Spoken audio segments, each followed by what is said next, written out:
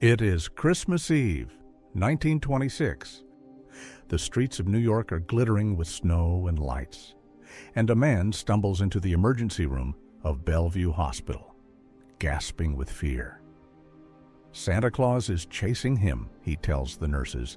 Santa Claus with a baseball bat. The staff assume he is drunk. He is not merely drunk. The hallucination is a symptom. Before anyone understands how sick he truly is, the man is dead. Then another holiday party goer dies, and another. By dusk on Christmas Day, Bellevue has counted more than 60 people desperately ill, and 8 dead. Within 2 days, 23 more New Yorkers are gone. They were not victims of one bad batch. They were not unlucky. They had been drinking alcohol laced with poison, and the poison had been put there deliberately, under the orders of the United States government. Today, when a bartender slides a glass across the counter, you don't think twice. The label is real. The bottle is sealed. The contents are exactly what they claim to be. That trust is enforced by law. But for a few dark years in the 1920s, the law worked in the opposite direction. This is the story of what historians call the Chemist's War of Prohibition. When the American government decided that if it could not stop its citizens from drinking, it would make the drinking itself a gamble with death. And it is the story of the 2 men who fought back, armed with nothing but science. When Prohibition began in 1920, its architects expected a sober, obedient, productive nation. What they got was the largest illegal economy in American history. People did not stop drinking. They simply stopped drinking legally. Speakeasies opened by the tens of thousands. Bootleggers became millionaires. And the government watched, humiliated, as an entire country raised its glass and laughed at the law. But the bootleggers had a supply problem. Real whiskey was scarce. The good liquor was seized at the borders, so they turned to a source that was perfectly legal and available by the millions of gallons: industrial alcohol. Industrial alcohol is essentially grain alcohol, used in paints, solvents, fuels, and medical supplies. And since 1906, long before Prohibition, the government had required manufacturers to denature it. That meant adding foul-tasting or toxic chemicals so that it could not be drunk and therefore could not be taxed like liquor. The bootleggers saw 60 million gallons of nearly free alcohol sitting in warehouses, so they stole it on an industrial scale. By the mid-1920s, the Treasury Department estimated that 60 million gallons of industrial alcohol were being stolen every single year. And the criminal syndicates hired their own chemists to renature it, to strip the additives back out and turn it into something you could pour into a gin bottle. The government was losing the war, and in 1926, it decided to escalate. The decision came under the administration of President Calvin Coolidge. If the bootleggers' chemists could clean the alcohol, then the government would make it impossible to clean. The Treasury Department ordered the denaturing formulas hardened. By 1927, the new recipes read like the inventory of a poison cabinet: kerosene, gasoline, benzene, cadmium, iodine, zinc, mercury salts, nicotine, ether, chloroform, carbolic acid, acetone, and the deadliest addition of all, methyl alcohol, wood alcohol, methanol. The new rules demanded that up to 10% of the total product be methanol. This was not a secret program. The newspapers reported it openly. One headline read, "Government to double alcohol poison content." The government knew the bootleggers could not filter out the new formulas, and it knew, beyond any doubt, that people would drink the result anyway. Here is what methanol does to a human being. In the glass, it is almost indistinguishable from ordinary drinking alcohol. But once it reaches the liver, the body breaks it down into formaldehyde, the same chemical used to embalm the dead. If you have watched our stories about the Poison Squad or the milk of the 1800s, you have met this chemical before. From formaldehyde, it becomes formic acid, and the acid goes hunting. It attacks the optic nerve first. Victims would wake the morning after a night out and discover the world going dim, then dark, then gone, permanently. Then comes the struggle to breathe, the failing organs. A drink at a party on Friday could mean blindness by Sunday and death by Tuesday. The new formulas took effect at the close of 1926. The bodies at Bellevue that Christmas, the man running from Santa Claus, the 23 dead in 2 days. They were the program's first great harvest, and the numbers only grew. In 1926, in New York City alone, 1,200 people were sickened by poisonous alcohol. 400 of them died.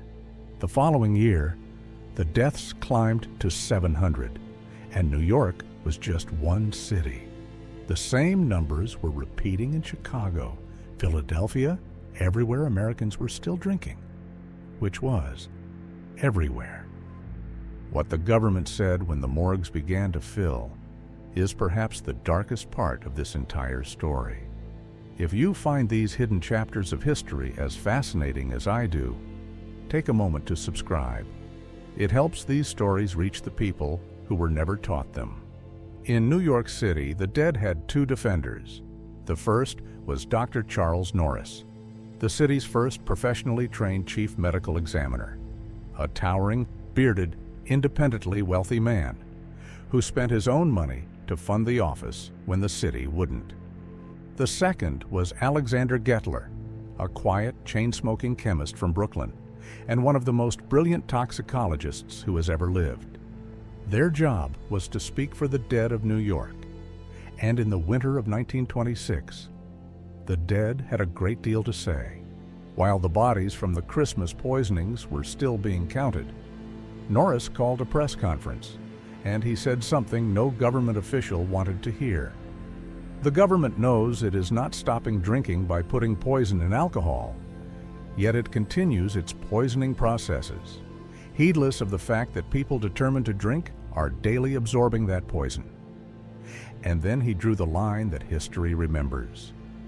The United States government, he said, must be charged with the moral responsibility for these deaths, even though it cannot be held legally responsible. Think about that distinction. Norris was a scientist. He chose his words precisely. No law had technically been broken. Industrial alcohol was never meant to be drunk. But the government had hardened the poison, knowing exactly who would drink it and what it would do to them. Norris had a name for the program. He called it Our National Experiment in Extermination. While Norris fought in the newspapers, Gettler fought at the laboratory bench. Day after day, he ground up the livers and brains of the dead, testing tissue, refining methods, inventing entirely new chemical procedures to prove, beyond argument, exactly what had killed each victim. Methanol, again, and again, and again. Over the course of his career, Gettler would examine tissue from tens of thousands of bodies, and in doing so, he essentially built the science of forensic toxicology in America. Before Gettler, poison was close to a perfect murder weapon because almost no one could trace it in a corpse. The dark irony is that the science that catches poisoners today was forged by a man trying to prove what his own government was putting in the bottles. And how did the defenders of Prohibition respond as the death toll mounted? They blamed the dead. Wayne Wheeler, the leader of the Anti-Saloon League and one of the most powerful men in America, issued a public statement in 1926. "The person who drinks this industrial alcohol," he said, "is a deliberate suicide." The victims, in his telling, had killed themselves. The government owed drinkers nothing, least of all safe alcohol. But not everyone in Washington agreed. Senator Edward Edwards of New Jersey called the program legalized murder and declared the government an accessory to the crime. Senator James Reed of Missouri went further. Only one possessing the instincts of a wild beast, he said, would desire to kill or make blind the man who takes a drink of liquor. The accusation of murder was in the air, but it never reached a courtroom. And Norris pointed out something else about the dead. They were not a random sample of America. The wealthy were fine. They could afford real whiskey, smuggled from Canada and Europe, genuine, safe, expensive. The people filling the morgues were the poor, the workers, the immigrants, the people who could only afford the cheapest liquor in the roughest joints. The liquor most likely to be renatured industrial alcohol. The program's burden fell almost entirely on the people with the least protection and the least power to complain. And still, it continued, year after year, formula after formula. Norris's office issued public warnings, declaring that practically all the liquor sold in New York was toxic. People drank it anyway, because addiction, habit, and the simple human desire for an evening's escape were stronger than the fear of blindness. The government had gambled that poison would frighten the nation sober. It lost that bet completely. Americans did not stop drinking. They simply started dying. Now, I want to be precise about what this program was and what it was not, because this story is sometimes told as something even darker than the truth. The government did not spike bottles of drinking whiskey. It did not send agents into speakeasies with vials of poison. What it poisoned was industrial alcohol, a product that was never legally meant to touch human lips, and it had been adding chemicals to that alcohol since long before Prohibition. But here is what makes it a scandal anyway. By 1926, the government knew, with complete certainty, that this alcohol was being stolen, bottled, and drunk by millions of its own citizens. And knowing that, it chose to make the formulas deadlier. As one historian of the era put it, they were not trying to kill people, but they were killing people.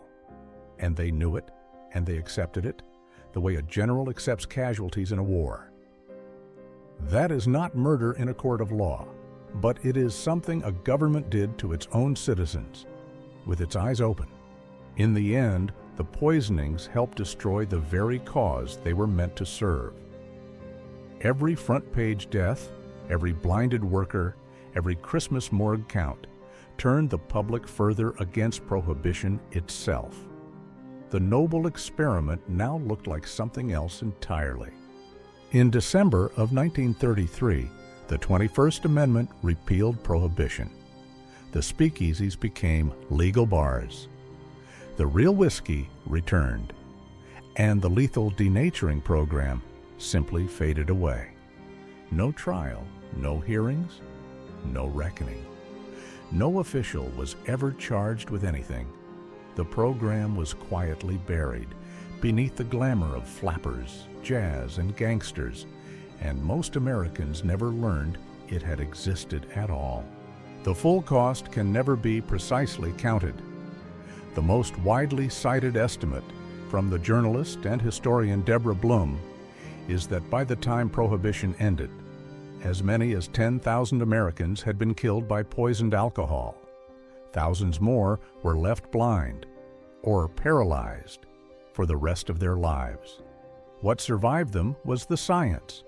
The methods Gettler invented at his bench, hunting the government's methanol in the tissue of the dead, became the foundation of modern forensic toxicology. Every poisoner caught today, every toxicology report read in every courtroom, stands on work that began in the morgues of the chemists' war. The dead of Prohibition were never given justice, but they were, in a strange way, given a legacy. The most dangerous thing in history was not always a weapon. Sometimes it was a law, a law written by men so certain of their own righteousness that the deaths of the people they governed became an acceptable price. The people who died that Christmas in 1926 were not criminals in any sense we would recognize. They were clerks and dock workers and young men at parties, doing what human beings have done for 10,000 years. Sharing a drink, they trusted the glass in their hand, and the poison inside it had been mandated, measured, and signed into policy. So the next time you look at a sealed bottle, a printed label, a legal drink, remember that this ordinary safety was not given. It was learned from one of the darkest experiments a government has ever run on its own people. If you want more forgotten history that was buried instead of taught, subscribe, because the next story is going to surprise you.